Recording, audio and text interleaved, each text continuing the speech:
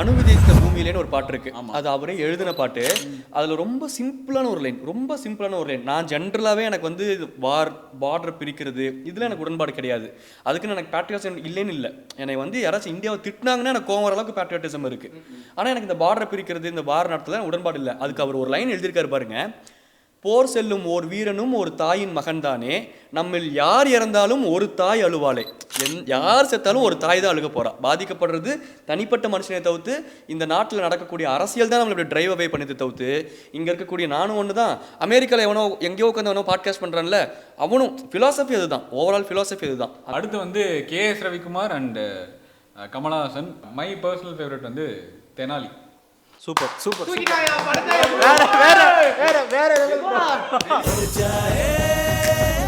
Kamal Haasan sir பத்தி பேசணும். கமுக்கமா வந்தாங்க, கமுக்கமா என்னமோ ஒன்று மிஸ் பண்றமே, நானும் யோசிச்சுட்டே வரேன். Something is wrong with மீன்ட்டு.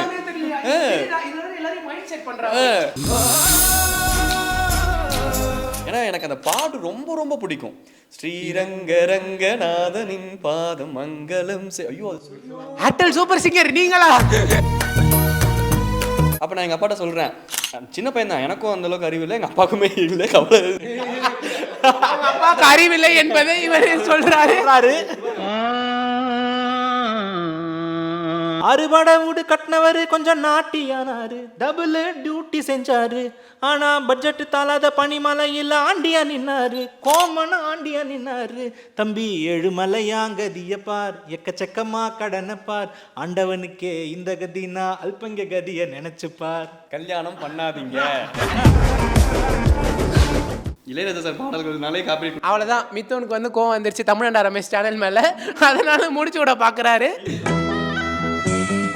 நேயர்கள் அனைவருக்கும் வணக்கம். நான் உங்கள் தமிழ்நாடு ரமேஷ்.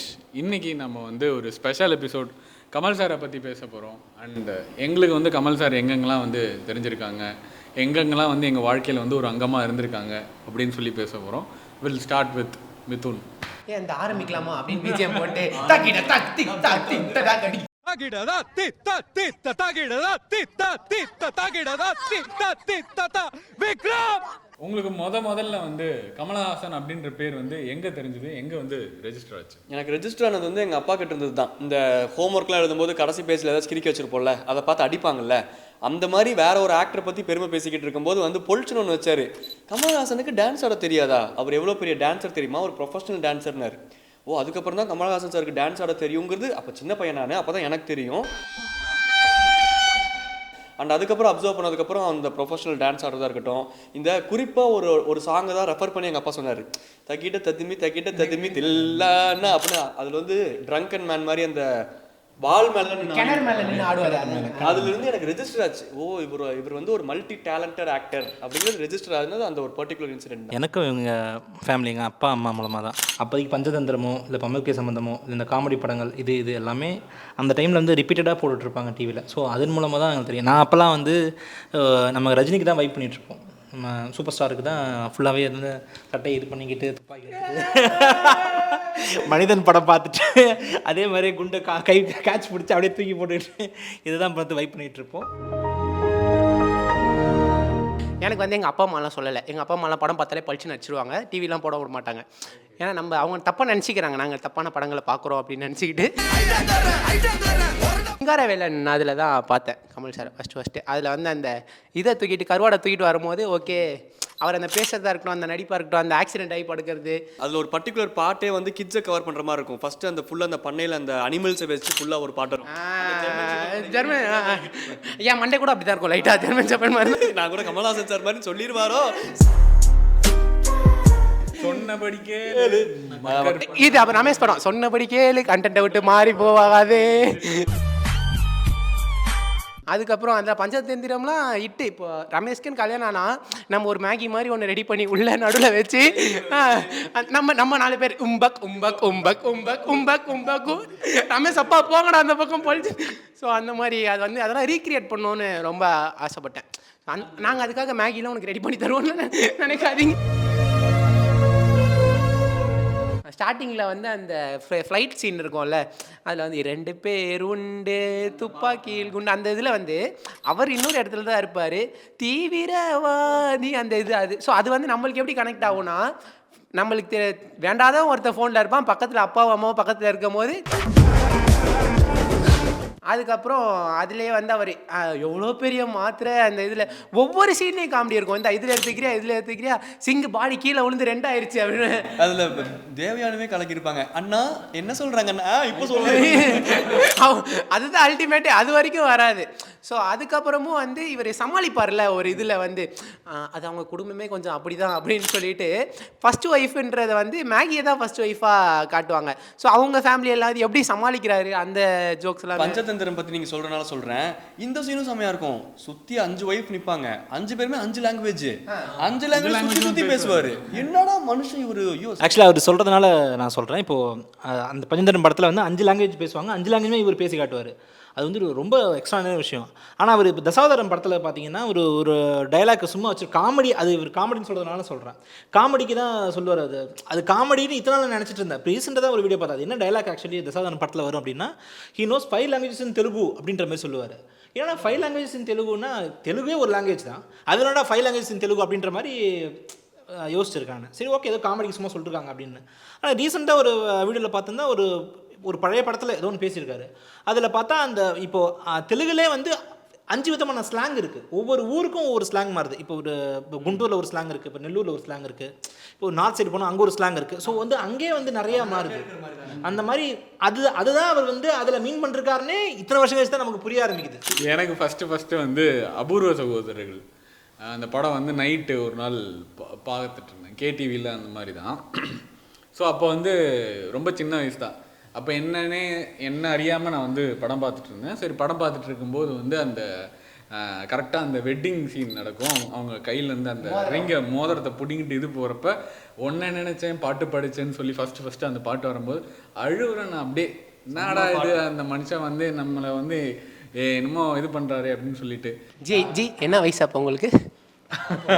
6th 7th அந்த மாதிரி. 6th 7th மோதிரம் கட்டினதுக்கு அழுகுறீங்க நீங்கள்?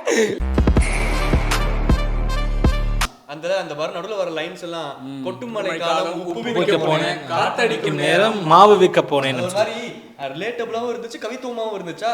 7வது படிக்கிற பையனை கூட புரியுற அளவுக்கு அறிவு இருந்துச்சு. எங்கள் அம்மாவுக்கு வந்து பர்சனல் ஃபேவரட் வந்து 3ஆம் பிறை. ஸோ அதில் வந்து அந்த கண்ணே கலைமானி பாட்டு வந்து ரொம்ப அடிக்கடி கேட்பாங்க. சரி ஒரு நாள் வந்து அந்த படம் பார்ப்போமேன்னு சொல்லிட்டு அந்த படம் வந்து சன் டிவிலையோ கேடிவிலையோ போடுறப்ப பார்த்தோம். அப்புறம் அதுவும் அந்த படமும் கிளைமேக்ஸில் வந்து விட்டு போயிடுவாங்க, விஜய் விட்டு போயிட்டு அந்த இடத்துல வந்து கண்ணதாசனோட பாட்டு வரும். ஸோ இவருக்கு பிடிச்ச பாட்டுலாம் தெரியுதா? விட்டுட்டு போகிறது, புடுங்கிட்டு போகிறது. அதாவது மேனிஃபெஸ்டேஷன் இப்போ ஒன்று சொல்கிறாங்க, அதை கரெக்டாக தானே சொல்கிறேன்?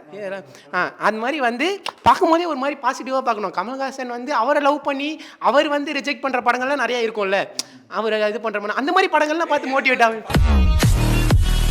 உங்களுக்கு வந்து கமல் சார் கூட இந்த ஒரு காம்பினேஷன் சேர்றப்பெல்லாம் ரொம்ப பிடிக்கும் அப்படின்றப்ப அது வந்து ஆப்வியஸாக சொல்லுவாங்க. எல்லாருமே சொல்ல போகிறது ஒரு மெயின் காம்பினேஷன் கிரேசி மோகன் சார் கூட. ஏன்னா எனக்கு நான் எங்கேருந்து அந்த குவர்க்கியான ஜோக்ஸ் அப்படிங்கிற ஒரு விஷயமே எனக்கு எக்ஸ்ப்ளோர் பண்ணதே வந்து கிரேசி மோகன் அண்ட் கமல் காம்போ அவர்களோட காம்போவில் தான். குறிப்பாக வசூல் ராஜா MBBSல நான் அதை ரொம்ப ரசித்து என்ஜாய் பண்ணேன். அது ஒரு வார்த்தைக்கு கூட அந்த வார்த்தையை வச்சு ஒரு ட்விஸ்ட் பண்ணி அந்த இடத்துல டக்குன்னு ஒரு குவர்க்கி ஜோக் பண்ண முடியுங்கிற அந்த காம்போவே எனக்கு எக்ஸைட்டிங்காக இருந்துச்சு. சொல்லப்போனால் பஞ்சதந்திரம் படத்தில் வந்து ஒரு டைலாக்குமே வந்து உங்களுக்கு வந்து காமெடி தான். ஆமாம், ஃபுல் அண்ட் ஃபுல் ஃபஸ்ட்டு ஸ்டார்டிங்லேருந்து எண்டிங் வரைக்குமே ஒவ்வொரு டைலாக்குமே நம்ம வந்து எக்ஸ்பெக்ட் பண்ணாத அளவுக்கு அது நம்ம வந்து அந்த மாதிரி எப்படி யோசிக்க முடியுன்ற அளவுக்கு இருக்கும். அந்த சீன் இருக்குல்ல, அந்த இதில் வந்து தந்திரம் துள்ளி பிடிச்சி தள்ளி விடுவாங்களா. ஸோ அந்த இது வந்து அவர் இன்ஸ்டண்ட்டாக பண்ணதான். டைலாக் எல்லாமே அவர் வந்து பேசினது வந்து அந்த நான் தனியாக தானே பாத்ரூம் போவேன், இல்லை நான் உங்களுக்கு துணைக்கு வரேன், அது எல்லாமே இன்ஸ்டண்ட்டாக கிரியேட் பண்ணது. அது வந்து கிரேசி மோகனோட காம்பினேஷன் படம் தான். ஆனால் அது நாகேஷ் சாருக்கு கொடுக்க வேண்டிய கிரெடிட்ஸ். ஏன்னா அவர் வந்து இன்ஸ்டண்ட்டாக அந்த சீனை பிக் பண்ணக்கூடிய ஒருத்தர் தான். அதே மாதிரி இந்த வசூல் ராஜா MBBSல இந்த கிரேசி மோகன் சொன்னால் டக்குன்னு எனக்கு இந்த ஜோக் வந்துச்சு. இது ஜோக்கே இல்லை, ஒரு நார்மல் சீன் தான். ஆனால் அந்த பிளேஸ்மெண்ட்டுக்காக மட்டும்தான் அது ஜோக் ஒர்க் ஆச்சு. என்ன சீன் தெரியுமா? இந்த பிரகாஷ் ராஜ் சார் கிட்ட வந்து நின்று கொஸ்டின்ஸ் கேட்டுட்டு இருப்பாரு. அப்போ முன்னாடி யதார்த்தமாக 2 பேர் கடலை போட்டுட்டு இருப்பாங்க. நம்ம கூட அதை கவனிச்சிருக்க மாட்டோம். அவருக்கு இதோட இதையும் வெய், காதலுக்கு மரியாதை, அப்படி ஒரு மாதிரி அவ்வளோதான். அது இப்படி ஃப்ராக்ஷன் ஆஃப் செகண்ட்ல டக்குன்னு நம்மளுக்கு ஒரு குவர்க்கியாக ஒரு சிரிப்பு வந்துடுது இல்லை? அந்த காம்போ எனக்கு ரொம்ப பிடிக்கும் கிரேசி மோகன்.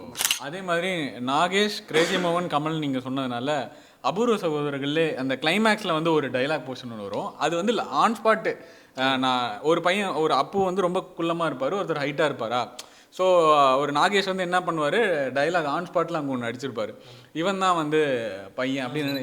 டக்குன்னு பார்த்துட்டு அவருக்கே உண்டான ஒரு சிரிப்பு டக்குன்னு இது பண்ணிட்டு மீதி எங்கடா அப்படின்ற மாதிரி கேட்பார். இவ்வளோதாங்க கிடைச்சது அப்படின்ற இதுவும் வச்சுட்டாங்க. டைலாகும் கிரேசி மோகன் வச்சிருப்பாரு. திருக்குறள் கூட தான் 2 அடி, ஆனால் அதோட இது எப்படி ஆகலாமா இல்லையா.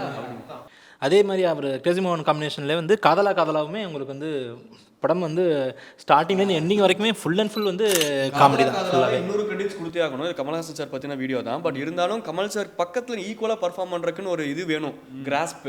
அது வந்து பிரபுதேவா சார் கிட்ட அந்த படத்தில் பார்த்தது எனக்கு செம பீக்காக இருந்துச்சு. இப்போ பிரபுதேவா சாருக்கு ஈக்குவலாக கமல்ஹாசன் சார் டான்ஸும் வர்றாரு, காசு மேலே அந்த பாட்டு வரும்போது அது கமல்ஹாசன் சார் எனக்கு தெரியும் எப்படியும் டான்ஸில் சமாளிச்சுருவார் பிரபுதேவா சார் கிட்ட அப்படின்னு அது தெரியும். ஆனால் பிரபுதேவா அந்த இடத்துல ஈக்குவலாக ஸ்கோர் பண்ணுவார், அந்த ஈக்குவாலிட்டி இருக்குன்னு எதிர்ப்பு. ஏன்னா அந்த படத்தை டிரைவ் பண்ணி போகிறது ஆக்சுவலாக பார்த்தீங்கன்னா பிரபுதேவா தான். என்ன அதெல்லாம் பிரபுதேவாவோட கமலாவோடவே பர்ஃபார்மன்ஸ் ஜாஸ்தியாக இருந்துச்சு. ஸோ அந்த இடத்துல ஸ்பெஷலாக பிரபுதேவா சார் சொல்லணும்னு நினச்சேன். கடைசியாக அந்த முஸ்லீம் அந்த இது சொல்லுவாங்க 100 மகால், அவர் 100 மகால் இது அப்படின்னு. அதெல்லாம் அந்த இன்ஸ்டன்ட்டாக அந்த ஜோக் எடுக்கிறதெல்லாம் வந்து கமல் சார். மைக்கேல் மதன காமராஜன் சொல்லலாம். ஸோ அந்த மீன் வச்சு அதில் ஒன்று சொல்லுவாங்க, மீன் வந்து ஒரு சாம்பாரில் விழுந்துடும், you mean what you mean, what I mean is I mean அப்படின்னு.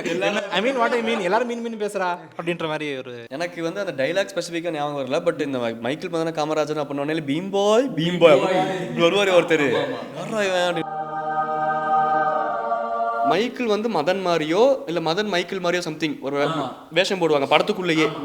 அப்போது மைக்கேல் வந்து கண்ணாடி போட்டிருப்பாரு, if I'm not wrong Madan கண்ணாடி போட்டிருக்க மாட்டார். மைக்கேல் மதன் மாதிரி வேஷம் போட்டதுக்கு அப்புறம் அந்தந்த சீனில் அங்கங்கே கண்ணாடி தேடுவார். ஏன்னா மைக்கேலோட கேரக்டர் வந்து கண்ணாடி போட்டிருக்க கேரக்டர், இப்படி தேடுவார். ஆனால் தேடுறது மதன், பட் அங்கே உள்ள இருக்குது மைக்கேல் மதன் மாதிரி வேஷம் போட்டிருக்காரு, ஆனால் ஒரு கண்ணாடி தேடுவார். அது படத்தில் ஒரு சீனாக கூட வைக்க மாட்டாங்க, போகிற போக்கில் இப்படி தேடிட்டு போவார் கண்ணாடி எங்கன்ட்டு. அதை நோட் பண்ணி சொல்லியிருப்பாங்க. எனக்கு அதுக்கப்புறம் இந்த படம் பார்க்கும்போது பார்த்தா யார் இப்போ செம்மையாக யோசிச்சிருக்காரு, கேரக்டரில் வாழ்றாரு மனுஷன் அப்படின்னு புரிஞ்சது. நல்லா இருந்துச்சு. மைக்கேல் மதன காமராஜன் யார் டைரக்ஷனு? பம்மல் கே சம்பந்தம் வந்து கிரேசி மோகன் சாரா? அதுவும் அதான் நினச்சேன். என்னடா எனக்கு அந்த பம்மல் கே சம்பந்தம் வந்து இது கமல்ஹாசன் சார் டைலாகா இல்லை கிரேசி மோகன் சார் எழுதுனான்னு தெரில. சிம்ரன் கிட்ட சொல்லுவார், உங்கள் பேர் என்ன?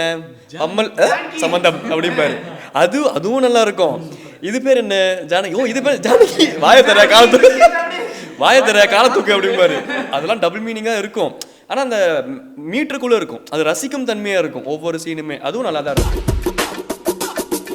அவர் சொல்கிற அந்த இங்கிலீஷ் டைலாக்ஸுமே வந்து கோவத்தில் கத்தும்போது don't put my word in my mouth, வார்த்தையை பிடுங்காதேங்கிற அப்படிங்கிறதோ. ஸோ இந்த மாதிரி நிறைய சின்ன விஷயங்கள் நிறையா அதில் சூப்பராகவே இருக்கும் கமல் கே சம்பந்தம் படத்தில். அடுத்து வந்து கேஎஸ் ரவிக்குமார் அண்ட் கமல்ஹாசன். நிறைய பேர் நிறைய படம் சொல்லுவாங்க, பட் எனக்கு வந்து மை பர்சனல் ஃபேவரட் வந்து தெனாலி. சூப்பர்.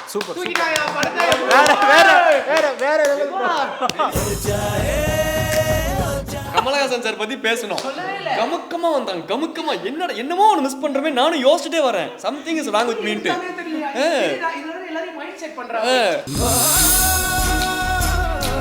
தரமான படங்க ஐயா, தரமான படம். நல்லா விழுந்து இப்போ வரைக்கும் ரீவாட்ச் வேல்யூனா எனக்கு ஃபர்ஸ்ட் தெனாலி. எத்தனை டைம் போட்டாலும் பார்க்கலாம். அது கமல்ஹாசன் சார் நடிப்பு அப்படி, ஐயோ என்னமா ஆக்டிங், அது சீரியஸா. அதுக்கு ஈக்குவலாக வந்து ஜெயராம் சாரும், அவரும் ஜெயராம் சார் என்ன அந்த ஒரு சாங் அத்தினி பத்தினின்னு ஒரு பாட்டு இருக்கும், அந்த மாதிரி ஒரு சுச்சுவேஷன் எங்கேயுமே வராது. ஏன் அப்படின்னா அவனோட மனைவியும் இன்னொருத்தன் கரெக்ட் பண்றான், அவனுடைய தங்கச்சியும் அவன் கரெக்ட் பண்ணிட்டு போறான். அந்த மாதிரி தான் நான் மோட்டிவேஷனா ஏதாவது பண்ணுவாங்கன்னு பார்க்குற பண்ண மாட்டேன். அந்த மாதிரி அவர் நினச்சிக்கிறாரு, ஜெயராம் அந்த படத்தில் நினச்சிக்கிறாரு அந்த மாதிரி. ஸோ நீ அந்த பாட்டை ஃபுல்லாமே வந்து ஸ்கோர் பண்ணது ஒரு பக்கம் வந்து கமல்ஹாசன் இந்த பக்கம் டான்ஸ் ஆடிட்டு இருப்பாரு, அந்த பக்கம் ரியாக்ஷன் தான். அந்த பாட்டு அந்த ரியாக்ஷன் கொடுப்பாரு பாரு, ஐயோ அல்டிமேட் அந்த இதில். ஸோ இதுதான் ஆக்சுவலாக வந்து அன்பே சிவமாக வர வேண்டியது. ஃபஸ்ட்டு தெனாலி டிஸ்கஷன் பண்ணிட்டு இருக்காங்க. தெனாலி டிஸ்கஷன் பண்ணிட்டு இருக்கிறப்ப வந்து 2 ஃப்ரெண்ட்ஸ் பேசுகிறாங்க. அதில் அந்த கம்யூனிஸ்ட் அரசியல், இந்த நாட்டோடைய இது எல்லாமே வந்து வச்சு பேசிகிட்டு இருக்காங்க. பட் ஆனால் அன்பே சிவமில் இருக்கிற அந்த கிளைமேக்ஸ் வந்து இதுக்கு ஒத்து வராது அப்படின்னு சொல்லிட்டு எனக்கு இதுக்கு வந்து ஒரு பாசிட்டிவ் எண்டிங், எனக்கு இந்த மாதிரி தான் வேணும், எல்லாரும் ஃபேமிலியாக சிரிச்சு இந்த மாதிரி வேணும்னு சொல்லிட்டு கேட்கும். அப்புறமா வந்து கேஎஸ் ரவிக்குமார் இது பண்ணார். அப்போ வந்து ஃபர்ஸ்ட் டைம் வந்து அவுட்புட்டாக வந்தது வந்து நெகட்டிவ் கிளைமேக்ஸ் வச்சா. ஃபர்ஸ்ட் வந்து டிஸ்கஷன் இருந்துச்சு, அவை சண்முகிக்கு அப்புறம் ஒரு கேப் இருந்துச்சு. ஸோ அந்த அவை சண்முகி கேப்பில் வந்து என்ன பண்ணாங்க, ஒரு ஹாலிவுட் படம் பார்த்தாங்க. ஹாலிவுட் படத்தோடைய ஒரு 1 லைன் மட்டும் எடுத்தாங்க. வந்து இதை பாசிட்டிவாக வச்சா வந்து தெனாலி, ஆல்டர் இன்னொரு கிளைமேக்ஸ் வச்சிங்கன்னா அன்பே சிவம். கிட்டத்தட்ட ரெண்டுமே ஆல்மோஸ்ட் ஒன்று தான் அப்படிங்கிறீங்க. சிமிலர் லைன் நீங்கள் வேணா பாருங்க, 2 பேர்கிட்ட தான் அந்த ஸ்டோரி travel ட்ராவல் ஆகும். ஆகும். ஸோ அதுலேயும் வந்து மாதவனும் கமலஹாசனும் ஜெயராமும். ஆனால் இன்னைக்கு இருக்கக்கூடிய ஜென்ரேஷன் கிட்ஸுக்கு கமலஹாசன் சார் இப்படி பேசக்கூடிய ஒரு ஆளாக தெரியுது. ஒரு இன்டர்வியூவில் கூட ஒரு ஆங்கர் கேட்பாரு, சார் உங்களுக்கு பிடிச்ச மணிரத்னங்கள் படங்களில் சில விஷயங்கள், சில படங்களில் பற்பல அடங்கும், அதில் சில பல என்று கூற ஆங்கர் ஐயோ என்ன இருந்தால் அப்படிங்கிற மாதிரி. ஆனால் இன்னைக்கு இருக்கக்கூடிய கமலஹாசன் மக்கள்கிட்ட போய் ரீச் ஆனது அப்படி தான் விக்ரம் அப்படிங்கிற படம் மூலமாக மறுபடியும் அவர் யாருங்கிறதெல்லாம் ப்ரூவ் பண்ணாங்க. ஆனால் அந்த ஓஜி கமலஹாசன் ஒருத்தர் இருக்கார், அது அந்த ப்ராப்பர் 90s கிட்ஸ் 80s கிட்ஸுக்குலாம் தெரியும். ஐயோ நாயகன் இப்போ சொன்ன மாதிரி தென்னாலி காமெடினாலும் ஒருத்தனால எக்ஸல் பண்ண முடியும். ஏன்னா நிறைய ஆக்டர்ஸ்க்கு வந்து நேச்சுரலாக காமெடி வராது. கமலஹாசனால நேச்சுரலாக அதை புல் ஆஃப் பண்ண முடியும். ரஜினி சார்னால முடியும், பட் கமல் சார்னாலையும் புல் ஆஃப் பண்ண முடியுங்கிறேன். Comedy sentiment. மகாநதின்னு ஒரு படம் வந்துச்சு. லைஃப் டைம் நீங்க ட்ரமடைஸ் ஆகணும் அப்படின்னா நீங்க தனியா மகாநதிங்கிற படத்தை ஹெட்செட்ல போய் கேட்கணும், படத்தை பார்க்கணும். ஐயோ அது நீங்க எப்ப அந்த படத்தை பாத்தீங்கன்னாலும் ஒரு 1 வீக்காவது அதோட இம்பாக்ட் இருக்கும். ஒரு பொண்ணு வந்து ப்ராஸ்டிடியூஷன் இடத்துல இருந்து கூட்டிட்டு வந்திருப்பாங்க. அந்த கூட்டிட்டு வந்த பொண்ணு அந்த இதுல சொல்லுவாங்களே, எங்களெல்லாம் எங்க அப்பனே இங்க தான் கூட்டு வந்து விட்டான், ஆனா உன்னை கூட்டு போங்க அப்போ வந்திருக்கா, நாங்க காசு தரோம் அப்படின்னு சொல்லி அந்த மாதிரி ரெக்கவர் பண்ணிட்டு வந்த பொண்ணு, அவங்க அப்பா பாருங்க ஒரு பொண்ணை தொலைச்சாரு, கண்டுபிடிச்சாரு, கூட்டு வந்திருக்காரு. ஒரு பெத்த அப்பா நைட்டு பேசிட்டு இருப்பாரு. அப்ப திடீர்னு பொண்ணு தூக்கத்துல கத்துவா, ஐயோ எனக்கு வலிக்குது என்னை விட்டுரு அப்படின்ட்டு. அப்ப அவ தவிக்கிற மாதிரி ஒரு சீன் ஒன்று காட்டுவாங்க. கமலஹாசன் சார் அழுகிற மாதிரி ஒரு சீனு. அவர் கூட சேர்ந்து நம்ம அழுதுருவோம். அந்த அளவுக்கு அந்த படம் இருக்கும், அந்த அளவுக்கு அந்த பர்ஃபார்மன்ஸும் இருக்கும்.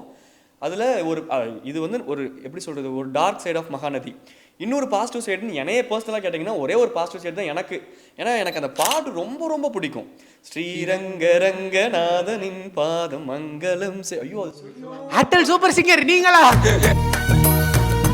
பாடல்கள்னு சொன்னதுனால அந்த படங்களுக்கு வந்து மகாநதிக்கு வந்து பாட்டு எழுது வந்து வாலி சார் தான். இதுக்கு தான் டென்ஷன் கொண்டு வரேன். நான் வந்து சின்ன வயசுல நீங்க இப்போ ஃபர்ஸ்ட் கேட்ட கொஸ்டினுக்கு இப்போ தான் ஆன்சருக்கு வரேன். எனக்கு எப்படி கமலஹாசன் சார் மைண்ட்ல பதிஞ்சா இவ்வளவு நேரம் கோமால இருந்தாப்புல. இன்னொரு ஆங்கிள் எனக்கு மைண்ட்ல ஸ்ட்ராங்கா பதிஞ்சாரு. எப்படின்னா தசாவதாரம் படத்துல இப்படி கொக்கி போட்டு அவர் மேல மாட்டி தொங்க விட்டுருப்பாங்க. அவர் கையை இப்படி வச்சு சுத்திட்டு இருப்பார்ல.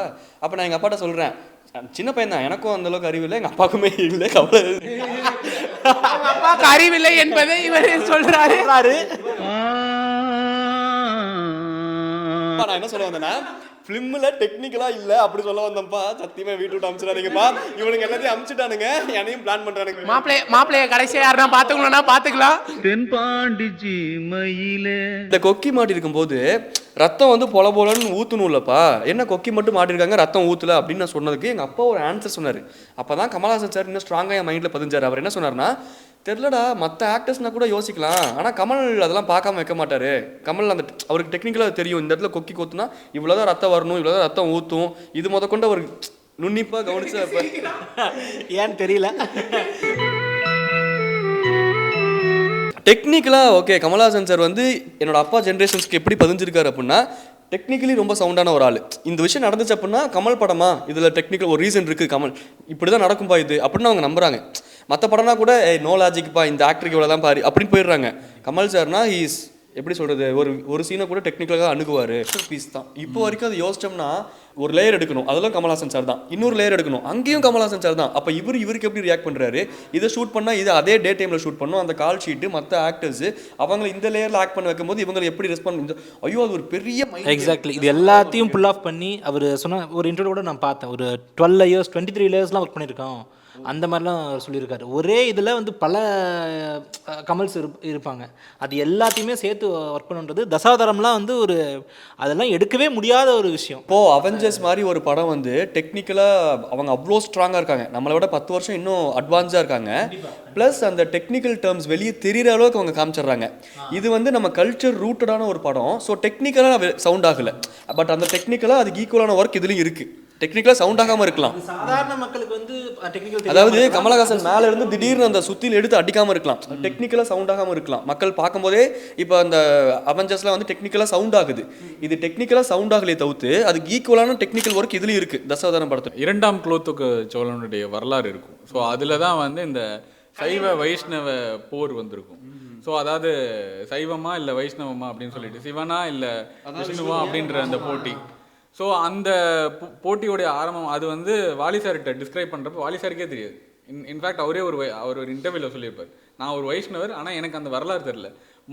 15 நிமிஷத்துக்கான கதையை சொல்கிறப்ப நான் ஆடி போயிட்டேன். ஏன்னா நானே அந்த இதை பற்றி தெரிஞ்சுக்கல. அவர் அவ்வளோ டெப்த்தாக ரிசர்ச் பண்ணி எடுத்துகிட்டு வந்து சொன்னார். நான் அதுக்கப்புறம் புக்ஸில் போய் படித்து பார்க்குறேன்.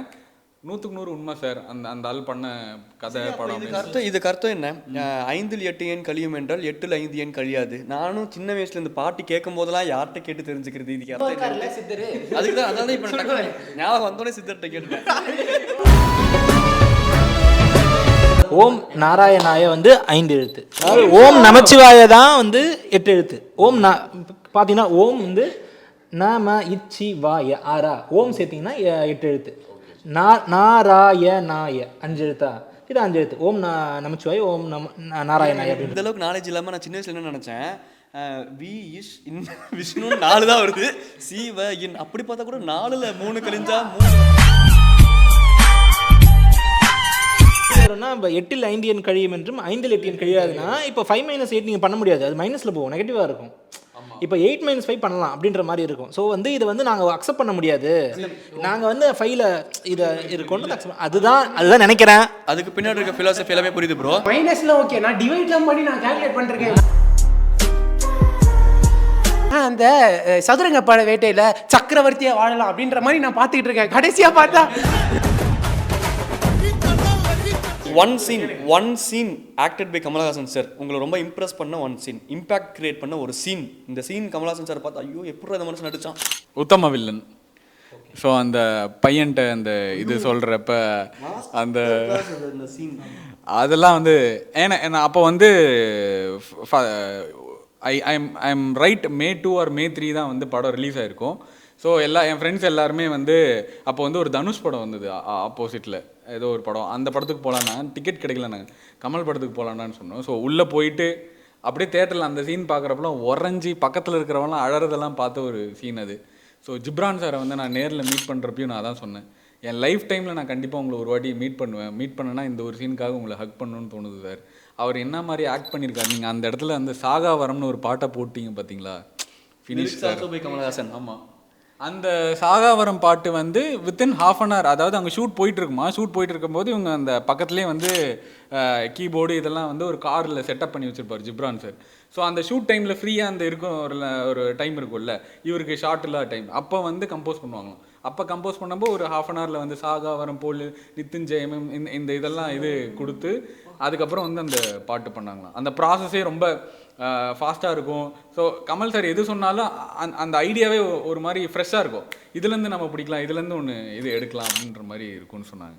ஸோ எனக்கு அந்த சீன் தான். பாபநாசம் கிளைமேக்ஸ் பார்த்தீங்கன்னா வந்து ஒரு விஷயத்த சொல்லணும், ஆனால் அந்த விஷயத்த அவங்களுக்கு புரியாத மாதிரி ஆனால் சொல்லணும் அப்படின்ற விஷயத்தில் சூப்பராக ஃபுல் ஆஃப் பண்ணியிருப்பாரு. நான் ஒரு இன்டர்வியூவில் பார்த்தேன், அந்த பாபநாசம் படத்தோட கிளைமேக்ஸ் வந்து ரிஹர்சலோ டைலாக்ஸோ எதுவுமே எழுதலையாமா, அவர் ஃபீல் பண்ணி நடிச்சதாமா. ஒன் டேக்கில் சிங்கிள் இதில், அதாவது டைலாக்ஸ்லாம் எழுதாமல் அந்த திருஷ்யம் படத்தோட அந்த ஒரு இதை மட்டும் கிராஸ் பண்ணிக்கிட்டு இதுதான் விஷயம், சரி நான் என்னால் என்ன பண்ணுவோம் பண்ணுறேன் அப்படின்னு அவராக பண்ணதான். ஆக்சுவலி ஆப்வியஸ்லி அது ரீமேக் அப்படின்றதில் வந்து நீங்கள் பார்த்தீங்கன்னா அதில் வந்து மோகன்லால் வந்து ஜார்ஜ் குட்டியை நடிச்சிருப்பார்.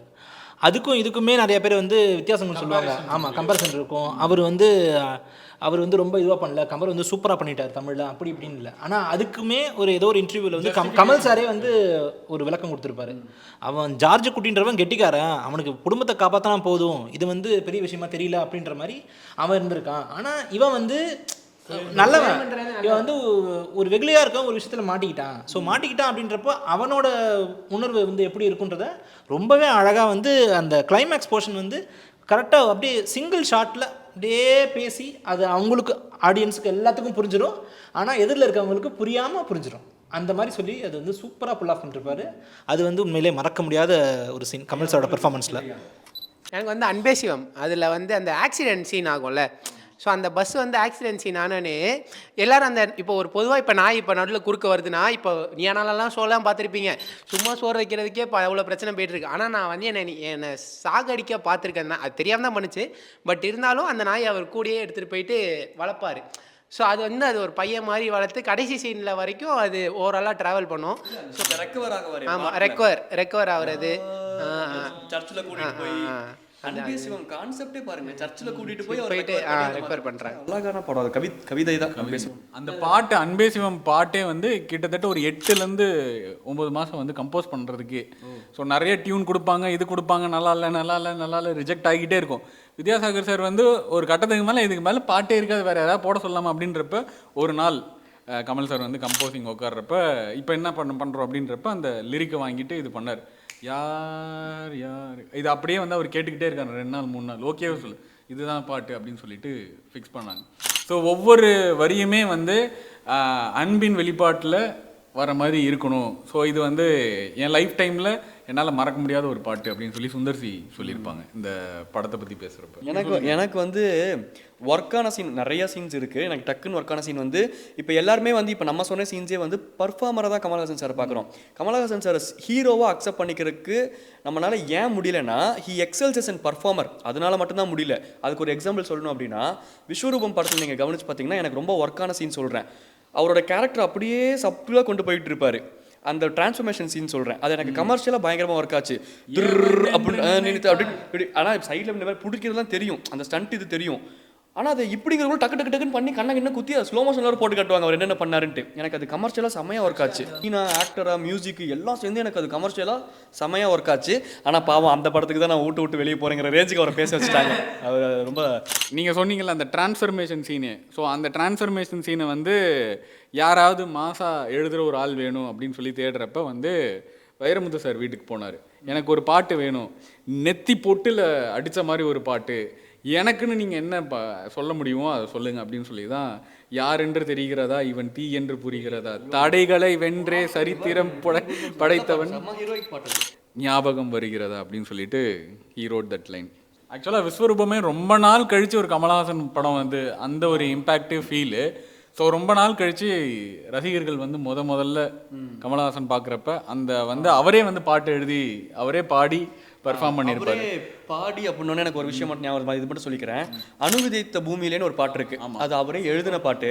அதில் ரொம்ப சிம்பிளான ஒரு லைன். நான் ஜென்ரலாகவே எனக்கு வந்து பார்டர் பிரிக்கிறது இதில் எனக்கு உடன்பாடு கிடையாது. அதுக்குன்னு எனக்கு பேட்ரியாட்டிசம் இல்லைன்னு இல்லை. என்னை வந்து யாராச்சும் இந்தியாவை திட்டினாங்கன்னா எனக்கு கோவம் வர அளவுக்கு பேட்ரியாட்டிசம் இருக்கு. ஆனால் எனக்கு இந்த பார்டரை பிரிக்கிறது இந்த வார் நடத்துல உடன்பாடு இல்லை. அதுக்கு அவர் ஒரு லைன் எழுதியிருக்காரு பாருங்க, போர் செல்லும் ஓர் வீரனும் ஒரு தாயின் மகன்தானே, நம்மில் யார் இறந்தாலும் ஒரு தாய் அழுவாளே. யார் செத்தாலும் ஒரு தாய் தான் அழுக போறா. பாதிக்கப்படுறது தனிப்பட்ட மனுஷனை தவிர்த்து இந்த நாட்டில் நடக்கக்கூடிய அரசியல் தான் நம்மளை டிரைவ் அவே பண்ணது தவிர்த்து இங்கே இருக்கக்கூடிய நானும் ஒன்று தான். அமெரிக்காவில் எவனோ எங்கேயோ உட்காந்து எவனோ பாட்காஸ்ட் பண்ணுறான்ல அவனும் ஃபிலாசபி அதுதான், ஓவரால் ஃபிலாசபி அதுதான். அந்த ஒரு சிம்பிளான லைன் வந்து கமல்ஹாசன் ஒரு லிரிசிஸ்டாக என்னை ரொம்ப ரசிக்க வச்சுது. எனக்கு வந்து அதான் உன்னை காணாத நான் இங்கு. ஸோ ரொம்ப நாள் கழித்து ஃபேன்ஸை மீட் பண்ணுறாங்க. ஸோ ஃபேன்ஸுக்கு ஒரு மெசேஜ் மாதிரி, ஃபேன்ஸ் கூட பேசுகிற மாதிரியான ஒரு கான்வர்சேஷன். ஸோ ரைட்டிங் பற்றி சொல்லணும்னா, இப்போது பாட்டு எழுதுறதுக்கு முன்னாடி லிரிசிஸ்ட் எல்லாம் கேட்பாங்கள்ல, ஸோ அந்த மாதிரி வந்து வாலி சார்கிட்ட போய் கேட்குறாங்க, சார் நான்லாம் பாட்டு எழுதலாமா, எனக்குலாம் இதெல்லாம் இதுவாக வருமா அப்படின்னு சொல்லி, நீ பேஸாக எழுதுவையா நீ அப்படின்னு சொல்லிட்டு ஃபஸ்ட்டு அவரை வந்து அப்ரூவ் பண்ணது வந்து வாலி சார் தான். ஹேராமில் வந்து பாட்டு எழுதிட்டு, சார் இந்த பாட்டு நல்லா இருக்கு அப்படின்னு சொல்லிட்டு, மெட்டுக்கு பல்லவி சரணம் இது எல்லாம் கரெக்டாக எழுதுகிற, டியூனுக்கு பிடிச்சிட்ட, அவ்வளோதான், இனிமேல் நீயே தனியாக எழுதலான்னு சொல்லிட்டு நீ கவிதை புத்தகம் போடு, நீ தனியாக இது பண்ணு அப்படின்னு சொல்லிட்டு எழுத்து உலகில் வந்து அவர் நிறையா அவரை வந்து பேசுனது வந்து வாலி சார், நிறைய ஈடுபட வச்சதும் வாலி சார். ஸோ இப்போவுமே எனக்கு வந்து அந்த உன்னை காணாது நான் இங்கு பாட்டு கேட்குறப்பெல்லாம் எனக்கு ஃபஸ்ட் டைம் வந்து விஸ்வரூபம் தேட்டரில் பார்த்த ஒரு ஃபீல் இருக்கும். So happy birthday Vaali sir. பொழந்துருவேன் அது. அப்புறம் இப்போ இந்த உன்னை காணாது நான் இங்கு நான் இல்லையே வந்து கமல்ஹாசன் சார் லிரிசிஸ்டா. அதில் ப்ரோ எனக்கு வந்து ஆக்சுவலாக எனக்கு அது இப்போ வரைக்குமே தெரில, அது டவுட்ஃபுல்லாகவே இருந்துச்சு. பட் கமல்ஹாசன் சார் லிரிசின்னு சொன்னதுக்கப்புறம் நான் சொல்கிறேன், அது அந்த லவ்னு வரும்போது சில லவ் பாட்டெலாம் வந்து இந்த குவர்க்கியாக இருக்கும், லஸ்ட்டு வைஸ் எழுதுவாங்க. பட் இந்த ஒரு பாட்டு உன்னை காணாது அது ரொம்ப டிவைன் லவ்வாக இருக்கும், அது செம்மையாக இருந்துச்சு. அது வந்து அந்த கிருஷ்ணர் ராதைக்கு உண்டான ஒரு எனக்கு என்ன வியப்பாக இருக்குன்னா, கமல்ஹாசன் சார் வந்து ஒரு ஏத்திஸ்ட்டு. அவர் எந்த அளவுக்கு அந்த தீஸ்டான விஷயங்களை புரிஞ்சு அப்சர்வ் பண்ணி எழுதுறாரு, இல்லை அதை படிச்சிருக்காரு, அந்த நாலேஜ் அந்த மனுஷனுக்கு எந்த அளவுக்கு இருக்குங்கிறது எனக்கு வியப்பாக இருக்குது. ஏன் சொல்கிறேன்னா, இப்போ நம்மளோட பேசிக் கேரக்டர் வந்து தான் ஒரு ஆர்ட் ஃபார்ம்லையும் ரிஃப்ளெக்ட் ஆகும். இது வந்து ஒரு யதார்த்தமான உண்மை. இப்போ காந்தாரா படம் நீங்கள் எடுத்துக்கிட்டீங்க அப்படின்னா, ரிஷப் ஷெட்டி வந்து அவர் உண்மையாலுமே அதை நம்புறாரு, அதை வழிபடுறாரு. அது அந்த அதாவது சிம்பிள் மேட்டர் என்ன, பர்சனல் கேரக்டர் மூலமாக தான் ஒரு ஆர்ட் ஃபார்ம் ஆகும். பட் கமல்ஹாசன் சார் தீஸ்ட்டு, ஆனால் அவர் எழுதுறாரு ஏத்திஸ்ட் அவர் எழுதுறாரு பாருங்க, உலகுண்ட பெரும் வாயன் உந்தன் வாயோடு வாய் பதித்தான் அப்படின்ட்டு. அதுக்கு அந்த நாலேஜ் தேவை, அந்த ரசனை தேவை. ஏத்திஸ்டாக இருந்தாலும் தீஸ்ட்டுங்கிற ஒரு விஷயம் எக்ஸிஸ்ட் ஆகிறத அக்செப்ட் பண்ணிக்கக்கூடிய அக்செப்டன்ஸும் தேவை ஒரு ஆர்ட் ஃபார்ம். ஆக்சுவலாக உங்களுக்கு பதில் சொல்லணும்னா ஏத்திஸ்ட்டு தான் தீஸ்ட்டை விட அதிகமாக யோசிப்பாங்க, அதிகமாக படிப்பாங்க, இது பண்ணுவாங்க. ஏன் அப்படின்னா இப்போ நம்ம ஒரு கருத்துக்கு எதிர்கருத்து சொல்ல வரோம் அப்படின்னா நமக்கு முதல்ல நாலேஜ் இருக்கணும், அதை பற்றி ஃபுல்லாக தெரிஞ்சுக்கிட்டு தான் எதிர்கருத்து சொல்லணும். அங்கே தான் கமல்ஹாசன் சார் வேறுபடுறாருங்கிறேன். இன்னைக்கு ஏத்திஸ்டோ தீஸ்டோ எந்த ஸ்டாண்ட் எடுத்தாலும் அவன் சுயமாக யோசிச்சு எடுக்கிற ஸ்டாண்டு கிடையாது. அது ஒரு இன்னொரு இன்ஃப்ளூயன்ஸ் மூலமாகவோ இல்லை ஒரு ட்ரெண்டுக்காகவோ இப்படி தான் இருக்கானுங்க. பட் அங்கே தான் கமல்ஹாசன் சார் வேரி ஆகிறாருன்னு சொல்கிறேன். என்னதான் ஒரு ஏத்திஸ்டாகவே இருந்தாலும் நீங்கள் சொன்ன பாயிண்ட் தான், எனக்கு அவரை விட நாலேஜ் ஜாஸ்தியாக இருந்தால் தான் எனக்கு அதை பற்றின புரிதலும் நான் யார் நான் என்ன சொல்ல வரேங்கிறத ஸ்ட்ராங்காக சொல்ல முடியும்ன்ட்டு ஒரு மனுஷன் யோசிக்கிறாருல்ல, அதுக்கான உழைப்பு போட்டு நாலேஜ் கெயின் பண்ணிக்கிறாருல்ல, அங்கே தான் கமல்ஹாசன் சார் ஸ்டாண்ட் அவுட் அப்படின்னு சொல்ல வரேன். அவ்வளோதான். எனக்குமே உன்னை காணது வந்து ரொம்பவே சூப்பரான பாட்டு, எனக்கு ரொம்ப பிடிக்கும். ஃபேவரட் சாங் இல்லை எனக்கு ரொம்ப ஃபேவரட் சாங் அது. எனக்கு அதை தாண்டி வந்து பமல்கே சந்தம்னா ஒரு பாட்டு இருப்பார் அவர், கந்தசாமி மாடசாமி குப்புசாமி ராமசாமி ஒரு பாட்டு இருப்பார். அது ரொம்ப அர்த்தமுள்ள ஒரு பாட்டு. பாதிக்கப்பட்டிருக்கார் இல்லை அப்படி கிடையாது. ஒரு சென்னை ஸ்லாங்கில் அவர் வந்து இப்போ உன்னை காணது மாதிரி பாட்டையும் அவர் தான் எழுதுறாரு. இப்போ வந்து இப்போ கந்தசாமி மாடசாமின்னு ஒரு சென்னை ஸ்லாங்கில் ஒரு பாட்டையும் அவர் எழுதுறாரு. அறுபட வீடு கட்டினவர் கொஞ்சம் நாட்டியானாரு, டபுள் டியூட்டி செஞ்சாரு, ஆனால் பட்ஜெட்டு தாளாத பனிமலையில் ஆண்டியா நின்னாரு, கோமன ஆண்டியா நின்னாரு, தம்பி ஏழுமலையாங்கதிய பார், எக்கச்சக்கமா கடனை பார், ஆண்டவனுக்கே இந்த கதினா அல்பங்க கதிய நினைச்சு பார். கல்யாணம் பண்ணாதீங்க. இந்த பாட்டு எழுதுறதுக்கு தான் வந்து லிரிசிஸ்ட் கபிலன் நல்ல தமிழில் இந்த தசாவதாரமில் கூட நடிச்சிருப்பார். ஸோ அவரை வந்து ஃபஸ்ட்டு டைம் வந்து கமல்ஹாசன் கவிதைகள்லாம் படித்து இன்வைட் பண்ணுறாரு, நீங்கள் இந்த பாட்டு எழுதுவாங்க அப்படின்னு சொல்லிட்டு. அவருக்கு எதுவும் வரல. கடைசியில் கமல்ஹாசனே பாட்டு எழுதி முடிச்சு இது பண்ணிட்டாங்க. சரி நமக்கு இந்த படத்தில் வந்து பாட்டு தரமாட்டாங்க அப்படின்னு நினச்சிட்டு கபிலன் போயிட்டார். ஒரு சரி ஓகே இனிமேல் கமல் சார் படமே நம்ம எழுத முடியாது அப்படின்னு பார்த்தா அடுத்த நாளே ஒரு ஃபோன், நீங்கள் இன்னொரு பாட்டு எழுத போகிறீங்க அப்படின்னு சொல்லிட்டு. சகல கலா வல்லவனே சகல கலா வல்லவனே சலவை செய்த நல்லவனே. அதில் ஆலவந்தானில் வந்து அந்த இந்த பாட்டு அவர் தான் எழுதியிருப்பார், கடவுள் பாதி மிருகம் பாதி கலந்து செய்த பாட்டுங்கய்யா. சின்ன வயசுல எல்லாம் அந்த லிரிக்ஸ் மட்டும் தான் ஞாபகம் இருக்கும். அதுவும் இது குவர்க்கியா இருக்க ரிலேட்டிபிளா இருக்குமா, அப்பெல்லாம் பாடிட்டு சுத்திக்கிட்டு இருப்போம். சும்மாவே ஆலவந்தான் படத்தை தான் வந்து குவிண்டின் டரண்டினோ வந்து ஒரு ரெஃபரன்ஸாக எடுத்து பண்ணியிருக்காரு. அதில் வர அனிமேஷன்ல வச்சிருப்பாரு அந்த அனிமேஷன் சீக்வன்சஸ் எல்லாமே அதுலேருந்து தான் அவர் இன்ஸ்பயர் ஆகி எடுத்திருக்காரு. ஸோ ஹாலிவுட்டுக்கு இன்ஸ்பிரேஷன் வந்து நம்ம கமல் இருக்காரு. இசைஞானி கமல்ஹாசன் சார், இந்த காம்போவை பத்தி பேசுவோம். உங்களுக்கு பிடிச்ச பாடல்கள் இருந்து ஆரம்பிப்போம். இல்லைங்க, எம்எஸ்வி அண்ட் இசைஞானி ரெண்டுமே சேர்த்தே சொல்லுங்க. எனக்கு தெரியாதுங்கிறதுனால தான் வேற இசைஞானி.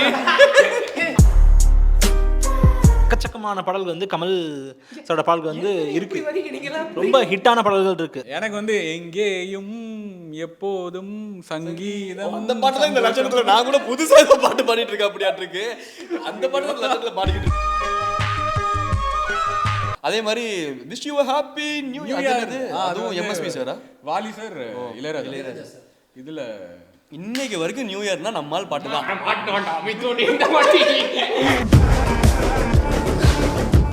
சிப்பி இருக்குது முத்தும் இருக்குது திறந்து பார்க்க நேரம் இல்லடி ராஜா தீ, சிந்தை இருக்குது சந்தம் இருக்குது கவிதை பாட நேரம் இல்லடி ராஜா தீ, சந்தங்கள் நீயானா சங்கீதம் நானாவே.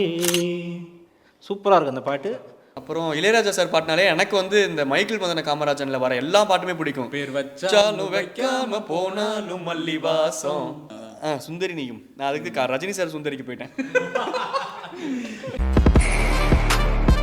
இளையராஜா சார் பாடல்கள்னாலே காப்பி. அவ்வளோதான், மித்தவனுக்கு வந்து கோவம் வந்துருச்சு தமிழண்டா ரமேஷ் சேனல் மேலே, அதனால முடிச்சு விட பார்க்குறாரு. சரி சொல்லுங்க நீங்க ஐயா. எனக்கு வந்து நானாக நான் இல்லை தாயே அந்த பாட்டு ரொம்ப பிடிக்கும். பியூட்டிஃபுல். நீங்கள் போய் கேட்டு பாருங்க, ஒரு மாதிரி நம்மளை நாஸ்டாலஜிக்காக ஃபீல் பண்ண வைக்கும். அம்மாவோட பாசத்தை வந்து உங்களுக்கு சொல்லும். இந்த பாட்டு கேட்டிருக்கீங்களா? கேட்டிருக்கீங்களா? செம்ம பாட்டுங்க. எனக்கு நான் இப்போ என்ன யோசிச்சேன், நான் டக்குன்னு எனக்கு நானாக நானிலை தாயே அப்படின்னோடனே ரஜினி சார் ஒரு பாட்டு இது வரும்ல, ஈரைந்து மாதம், அது என்ன பாட்டு ஸ்டார்டிங், நான் டக்குன்னு கன்ஃபியூஸ் ஆயிட்டேன். அப்புறம் தான் நானாக நானிலையே பாட்டு பட் ரெண்டுமே லிரிசிஸ்ட் வந்து வாலி சார் தான். நான் இல்லை தாயே தந்தாயே நீ. நேசம் ஒரு பாசம் அதெல்லாம் வரும்ல. பாசம் ஒரு நேசம் கண்ணார கண்டால் உன் சே. நான் வேணா டிவி சேனல் மாற்றிக்குவாங்க. கமல் இளையராஜா காம்பினேஷனில் வந்து எனக்கு ரொம்ப பிடிச்ச பாட்டு வந்து அந்திமழை பொழிகிறது. எக்ஸ்ட்ரானரியான பாட்டு. ராஜபார்வை படத்தில் வந்து வர பாட்டு. அந்திமழை பொழிகிறது, ஒவ்வொரு துளியிலும் உன்முகம் தெரிகிறது. இந்திரன் தோட்டத்து முந்திரியே, மன்மத நாட்டுக்கு மந்திரியே. அந்திமழை பொழிகிறது, ஒவ்வொரு துளியிலும் உன்முகம் தெரிகிறது. ராஜா கையை வச்சா ராங்கா போனதில்லை. இவங்கள மாதிரிலாம் நான் பாட மாட்டேன். ஸோ அந்த பாட்டு வந்து எனக்கு ரொம்ப பிடிக்கும். அந்த பாட்டுல தான் இந்த பாட்டு வரும். உன்னை நினைச்சேன் பாட்டு படிச்சேன் தங்கமே ஞான தங்கமே, என்ன நினைச்சேன் நானும் சிரிச்சேன் தங்கமே ஞான தங்கமே. அந்த வானம் அழுதாதா இந்த பூமியே சிரிக்கும் அந்த வானம் போல் சில பேர் சொந்த வாழ்க்கையும் இருக்கும் உணர்ந்தே.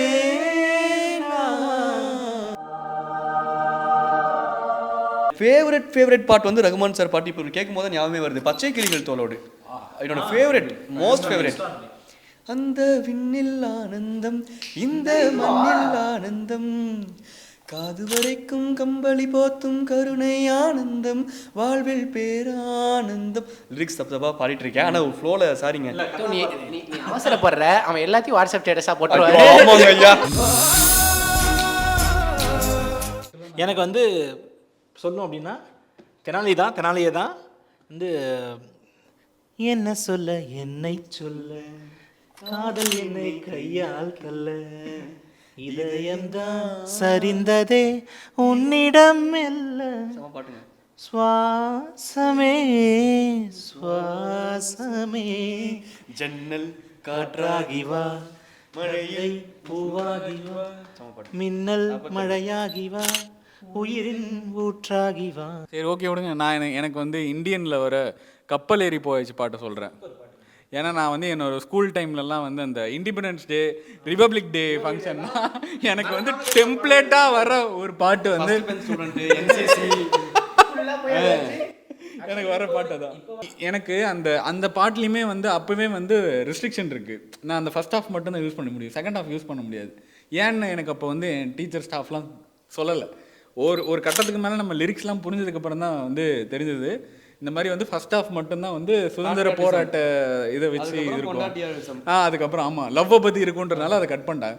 எனக்கு வந்து எப்படின்னா அப்படியே அந்த பாட்டு போய்கிட்டே இருக்கும், திடீர்னு கட் பண்ணா ரமேஷ் தானே பேக் ஸ்டேஜ்ல இருப்பாரு. அதனால அவர் ஃபர்ஸ்ட் ஹாஃபை கேட்க மாட்டாரு, செகண்ட் ஹாஃபை கேட்டு மோட்டிவேஷன் ஆகி நான் ஊர் வைக்கிறேன்டா நானும் லவ் ஸ்டேட்டஸ். நாம வந்து இந்த கமல் சார்னு எடுக்கிறப்ப தேவர் மகன் படத்தை பத்தி பேசாம எப்படி? ஐயா புரியுதா? இப்போ உங்க எல்லாருக்கும் புரிய வேண்டியது என்னன்னா, மாப்பிள்ளை முன்னாடியே பார்த்துட்டான் எல்லா படத்தையும். அவர் வந்து தென்னாலி உசாரா தூக்கிட்டாப்ல, தேவர் மகனை தூக்கிட்டாரு, அதுக்கடுத்து நாயகன். போற்றி பாடடி பொண்ணே அப்படின்ற பாட்டு மூலமாக தான் வந்து அந்த படம் தெரிஞ்சுது. முக்கியமான விஷயம் என்னென்னா, அந்த டைமில் வந்து அடுத்த சிவாஜி வந்து கமல் தான் அப்படின்னு சொல்லி எல்லாம் பேசிகிட்டு இருந்தாங்க. ஸோ வாலி சாருக்கு ஒரு ஆப்பர்ச்சுனிட்டியே வருது, பாட்டாக எழுதுங்க அப்படின்னு சொல்லிட்டு. ஸோ அப்போ தான் வந்து அந்த லைன் எழுதியிருப்பார், முன்னோருக்கு முன்னோரெல்லாம் டிங்கிடாங்கு டிங்கிடாங்கு டிங்கிடாங்குடு இன்னாருக்கு டிங்கிடாங்குடு. ஸோ படத்துலேயும் அந்த டிரான்ஸ்ஃபர்மேஷன் சீன் வரும். அடுத்து வந்து அவர் அப்படியே சிவாஜி சார் போனதுக்கப்புறம் அது வந்து சூப்பராக இருக்கும் டிரான்ஸ்ஃபர்மேஷன். இன்னொரு படம் வந்து கண்டிப்பாக சொல்லி ஆகணும்னா விருமாண்டி.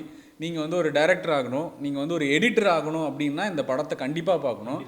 ஏன்னா இதில் வந்து பெர்ஸ்பெக்டிவ் டெல்லிங் அந்த ஒரு மேட்டர் இருக்கும். ஸோ எடிட் வைஸ் இது வந்து புதுசாக பண்ணியிருப்பாங்க. ராஷ்மன் எஃபெக்ட். ஸோ அது வந்து ஒரு படமே, ராஷ்மன் ஒரு படமே இருக்கும் பிளாக் அண்ட் ஒயிட்ல. ரெண்டு பார்வையில் ஒருத்தரோட கதை ஒன்று போய்கிட்டே இருக்கும். அந்த கதை வந்து ஒரு ஃபர்ஸ்ட் ஹாஃபில் வரும்போது செகண்ட் ஹாஃப்லேருந்து அதே கதை இன்னொருத்தர் பார்வையிலேருந்து வரும். ஸோ ரெண்டு பார்வையாக அந்த அது வந்து ரோஷமான் எஃபெக்ட்னு சொல்லுவாங்க. ஸோ அதில் தான் வந்து பண்ணிருப்பாரு. ஸோ எடிட்டராக நீங்கள் ஒரு பெர்ஸ்பெக்டிவில் பார்ப்பீங்க, ஆனால் இன்னொரு பெர்ஸ்பெக்டிவில் இன்னொரு விஷயம் வந்து இருக்கும். ஸோ இந்த படம் நீங்கள் பார்க்குறப்ப எடிட் வைஸில் அந்த ஸ்ட்ரக்சர் நல்லாயிருக்கும். அதே மாதிரி டைரக்டர் ஆகுங்க இப்படியும் ஒரு ஸ்டோரி டெல்லிங் பண்ணலாம் அப்படின்ற ஒரு ஐடியா அவங்களுக்கு வரும். அண்டு இது வந்து ஒரு கமல் சார் பர்த்டே ஸ்பெஷலாக நாங்கள் சொன்னோம். நிறைய படங்கள் பாடல்கள் பற்றி பேசியிருப்போம். கமெண்ட்ஸில் வந்து உங்களுக்கு பிடிச்ச கமல் சாரோடைய படம் பாடல்கள் என்ன அப்படின்றத கமெண்ட்டில் சொல்லுங்கள். ஆக்சுவலி சாரி, கமல்னு சொன்னதெல்லாம் நாங்கள் வந்து விட்டு சொல்லிட்டு இருக்கிறோம். எக்கச்சக்கமான படங்களும் அவரை பற்றின இன்ஃபர்மேஷனும் இருக்குது. நாங்கள் வந்து இப்போ தேவர் மகன்லாம் ஒரு இன்ஃபர்மேஷன் ஒரு லைன் சொல்லிட்டு போயிட்டே இருக்கும். ஒவ்வொரு படமும் நிறைய படங்கள் ஞாபகம் கூட வர மாட்டேங்குது. ஸோ இது பண்ணணும்னா எங்களுக்கு 2 hours 4 hours 5 hours ஃபுட்டேஜ் வேணும். அவ்வளோ பாட்காஸ்ட் பண்ணால் தான் வந்து மொத்தத்தையும் நாங்கள் ஒவ்வொரு படமாக அனலைஸ் பண்ணி பேச முடியும். ஸோ சாரி நாங்கள் வந்து ஃபஸ்ட்டே வந்து ஒரு டிஸ்க்ளைமர் போட்டுக்கிறோம். ஸோ எங்களுக்கு தோன்றத கருத்துக்களை நாங்கள் வந்து பதிவு பண்ணுறோம், அவ்வளோதான். கைஸ் இப்போ நீங்கள் எத்தனை நிமிஷம் ஃபுட்டேஜ் பார்த்தாலும் ஒரு 40 minutes 1 hour அதை தாண்டி ஒரு 2 மணி நேரம் நாங்கள் ஷூட் பண்ணோம். அது ப்ளூபர்ஸில் போயிடுச்சுன்னு அது ஏன் சொல்கிறேன்னா எங்கள் உழைப்பு அப்படி இருக்கு. இதெல்லாம் இவங்களுடைய ஐடிஸ், இதெல்லாம் ஃபாலோ பண்ணுங்கள். தமிழ்நாடு ஐடி போடலைன்னா